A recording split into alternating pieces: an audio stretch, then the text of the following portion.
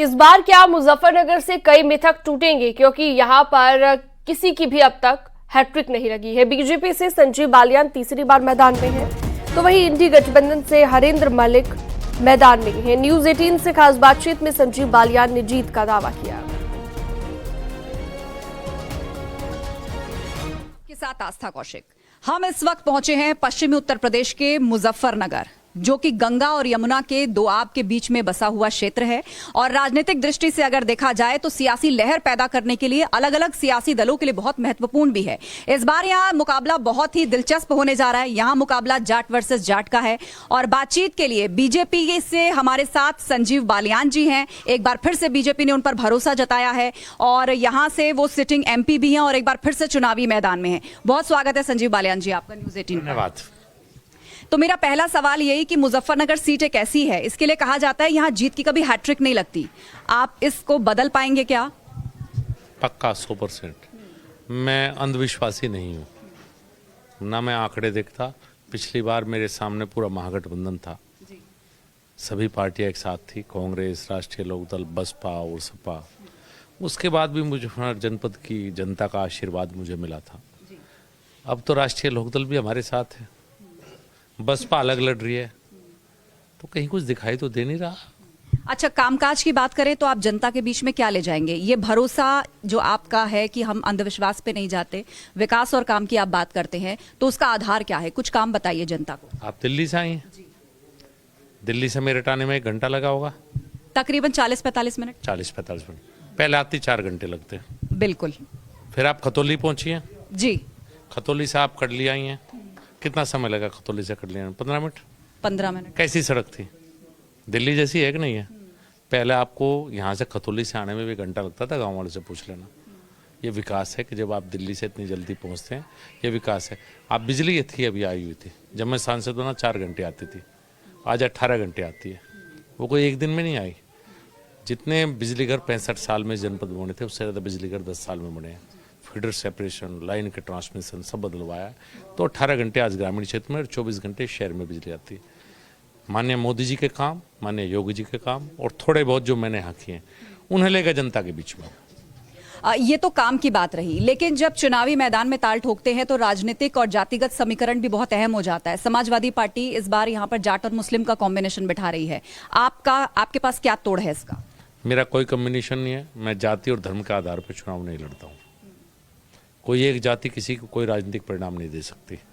सर्व समाज को साथ लेकर चलना यही राजनीति है। किसी एक जाति से कभी कोई गांव का प्रधान भी नहीं बन सकता, सांसद बनना दूर की बात है। मेरे साथ सर्व समाज है, हर जाति हर धर्म की वोट भारतीय जनता पार्टी को मिलेंगी। 2019 में आपने RLD चीफ को हरा दिया था, हालांकि मार्जिन कम था, लेकिन आपने चौधरी अजीत सिंह को शिकस्त दी थी। इस बार तो जयंत चौधरी RLD दोनों आपके साथ हैं, तो ये कॉम्बिनेशन इस बार क्या मैजिक करेगा? ये तो डेडली कॉम्बिनेशन है, क्योंकि पश्चिम उत्तर प्रदेश में 2 ही पार्टी के आपको कार्यकर्ता मिलेंगे गांव में, या तो भारतीय जनता पार्टी के होंगे या राष्ट्रीय लोकदल के। अब जो दोनों दल मिल गए तो किसी दल का कार्यकर्ता कहीं ढूंढे भी नहीं मिलेगा। ये तो पश्चिम उत्तर प्रदेश साफ है, आप ये कह सकती हैं। हमारे यहाँ कहते हैं पछुआ हवा, पश्चिम जो हवा चलती है, पहला फेज है हमारा, ये हवा चलेगी। ये फसल के लिए बहुत लाभदायक होती है, किसान के लिए सबसे बढ़िया होती है पछुआ हवा। इसमें कीड़े मकोड़े सब मर जाएं, तो यह पछुआ हवा चलेगी, सब खत्म हो जाएगा, बहुत बढ़िया रहेगा। अब आपने किसानों की बात की है, तो जयंत चौधरी ने मन से ये भी कह दिया आपकी बार 400 पार, और ये भी कह दिया कि हम आए तो गन्ने का समर्थन मूल्य 400 पार होना चाहिए। हम तो पहले से कहते आए हैं कि गन्ने का मूल्य बढ़ना चाहिए। मैं अपनी सरकार में, अपने सिस्टम में हमेशा किसान की बात की है। किसान है, गाँव में रहते हैं, तो किसान की बात है, 400 पार होना ही चाहिए। अगर कुछ तथ्यों की बात करें तो यहाँ पर 6 विधानसभा सीटें हैं, जिनमें से 5 विपक्ष के पास हैं। मुकाबला टफ नहीं है? जी नहीं, मेरे लोकसभा क्षेत्र में 5 है, मेरे जिले में 6 हैं। लोकसभा क्षेत्र में 5 विधानसभा है, 5 में से 2 विपक्ष के पास हैं। अब 3 हमारे पास है, चूंकि 2 लोकदल के पास थी, 1 भारतीय जनता पार्टी के। विक्रम सैनी जी यहीं उपचुनाव हुआ था तो डिस्क्वालीफाई हुए थे, मेरे साथ ही बैठे मेरे भाई, नहीं तो ये भी विधायक थे। तो मूल रूप से तो हमारे पास 2 थी, उस हिसाब से तो वो अलग बात है कि इन्हें सजा होगी एक ऐसे केस में जिसका जिक्र क्या करूं। तो 2 हमारे पास थी, 1 लोकदल के, 2 सपा के पास। तो अब हमारे पास अभी भी 3 विधानसभा हमारे पास है। और विधानसभा चुनाव और लोकसभा अलग होते हैं, अलग मिजाज है, उसमें बहुत सी पार्टियां होती हैं। ये अलग, यहाँ मोदी जी का चुनाव, मोदी जी सबसे बड़ा चेहरा है, मैं अपने काम की तो बात कर रहा हूँ, लेकिन मोदी जी से बड़ा चेहरा कोई नहीं हो सकता। जब मोदी जी का चेहरा आता है तो फिर सामने कुछ दिखाई नहीं देता। इस बार फिर से दो लड़के साथ साथ हैं उत्तर प्रदेश में, अखिलेश यादव और राहुल गांधी, क्या कहेंगे आप? पिछली बार से ज्यादा दुर्गति होगी इनकी, चुनाव में नहीं लड़ पा रहा।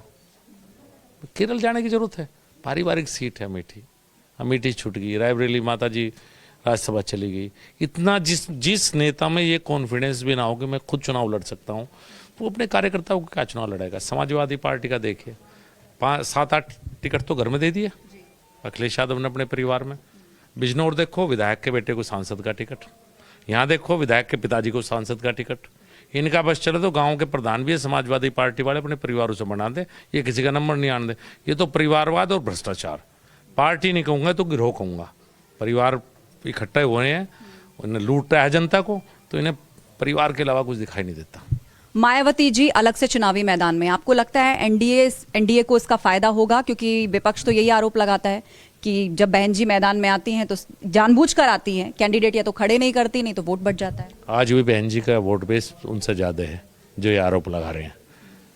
हाँ, उनकी वोट है, फिक्स है, उनका जो कैडर है वो आज भी गाँव में है।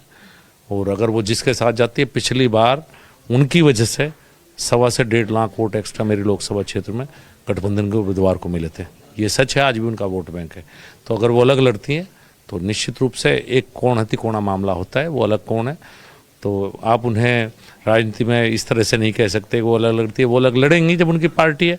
इतनी विपरीत परिस्थितियों में उनका वोट परसेंटेज 13%, अगर कोई पार्टी उत्तर प्रदेश में वोट ले रही है तो आप उसे इग्नोर कैसे कर सकते हैं?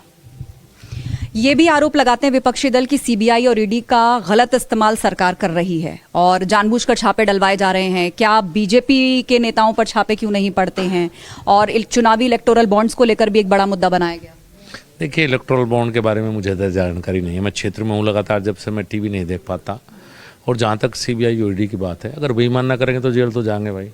मोदी जी ने आने के बाद भारतीय जनता पार्टी के नेता तो सुधर गए, हमारे में से किसी की हिम्मत नहीं। आप किसी से पूछ लो, हम तो वही देहाती हैं, गांव के हैं। 2-1 विधायक सांसद तो आपके सामने ही बैठा है भाई। जो बेईमान ना करेगा वो जेल जाएगा, जहाँ कोई भी हो।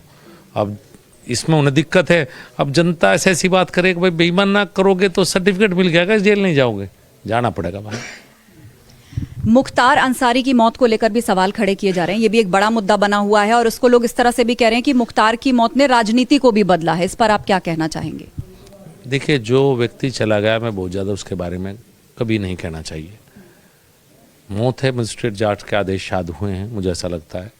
और इस पर जिक्र करना बिल्कुल भी ठीक नहीं है, क्योंकि फिर किसी भी मृतक व्यक्ति के बारे में वो बातें कहूँ वो बेहतर नहीं है। लेकिन हिस्ट्री देखिए, आप कैसी बातें करते हैं, किस मुद्दों पे आज देश की राजनीति जा रही है। इससे देख कर मुझे दुख होता है कि अगर किसी की डेथ हुई है उस पर भी राजनीति करके वोट बटोरने का प्रयास करते हैं, सांप्रदायिक एंगल देने का प्रयास। जिस पे कोई काम, मैं जिसे कोई काम नहीं होता वो सांप्रदायिकता की बात करेगा। हम नहीं करते बात, हम तो विकास की बात करते हैं। और जाते जाते मेरा सवाल, प्रधानमंत्री मोदी का जो चुनाव प्रचार की शुरुआत है वो पश्चिमी उत्तर प्रदेश से वो कर रहे हैं और यहाँ पर उनकी रैली है। आप भी यहीं से चुनाव लड़ रहे हैं, पश्चिम के आप महत्वपूर्ण नेता हैं, तो क्या कहना चाहेंगे? मोदी जी एक ऐसा फैक्टर है जो ओपिनियन पोल में भी बहुत बड़ा बन के उभरा है, तो इस बार भी मोदी जी के सहारे बहुतों की नैया पार होगी? जी, पहली बात तो मेरे लिए खुशी की बात है कि मेरे लोकसभा क्षेत्र से ही शुरुआत होने जा रही है। सरधना विधानसभा में मोदी जी की रैली है और ये सच है कि मोदी जी से बड़ा कोई चेहरा नहीं है और मोदी जी से बड़ा कोई फैक्टर नहीं है। देश की जनता तीसरी बार मोदी जी को प्रधानमंत्री बनाने के लिए वोट डाल रही है। और अंत में बस जाते जाते वो 2-3 कारण बता दीजिए शॉर्ट में कि जीत की हैट्रिक अगर संजीव बालियान लगाएंगे तो उनके पीछे जनता क्या कारण देखेगी? यही कारण देखेगी जो आपको बताया था कि दिल्ली से आप 1.5 घंटे में मैंने कड़ली पहुंचा दिया आपको।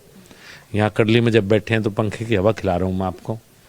यहाँ रात के शाम के 5 बजे दरड़ने के बाद पिटाई होनी शुरू हो जाती थी, राजनी चोरी डकैती हालात थी। अब आप रात के 2 बजे घूमिए, शाम के रात के 12 बजे आपको इवनिंग वॉक करती हुई महिलाएं बहन बेटियां मिलेंगी। सुबह 5 बजे साइकिल चलाती हुई लड़कियां आपको मुजफ्फरनगर में मिलेंगी। इस मुजफ्फरनगर के हाईवे पे सबसे बेहतरीन रेस्टोरेंट और रिजॉर्ट्स आपको देखने को मिलेंगे, जहां लोग मेरठ तक से खाना खाने के लिए आते हैं। ये बदलता मुजफ्फरनगर है, बहुत कुछ बदल गया और बहुत कुछ बेहतर हो गया। बहुत बहुत धन्यवाद और ढेरों शुभकामनाएं आपको आने वाले चुनाव के लिए।